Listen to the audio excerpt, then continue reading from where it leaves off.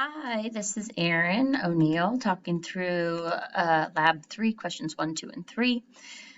So the first one says, for a given beat frequency heard, discuss how you know if the frequency generator is higher or lower than the frequency given.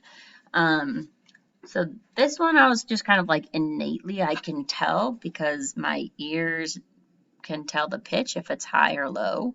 That's what I don't really know if there's like a math equation that you could do for it.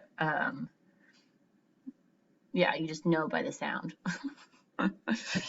um, and then number 2, describe your procedure to determining the frequency. So I played my single frequency file while playing the generator tone, and I slid the, the slider, whatever you call it, the scale to increase the pitch, increase the hertz, until the two pitches came within a close range. And at that point, I could start hearing the wah, wah, wah noise. And so then I knew that meant I was getting close. So I continued to creep, just clicking up incremental steps until the beat, the tempo beat or the period beat came in like perfect harmony or unison.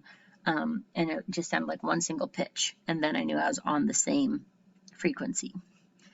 And so my determination of the frequency was 790 hertz because that's when the two noises matched. Showing and discussing. I wonder if I need to show you it while I'm at it. I'll try. Oops. Wait. This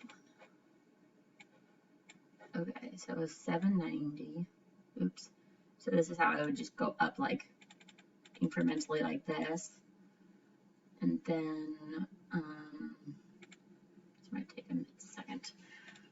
And then I did, oh, here's my tone. Nice.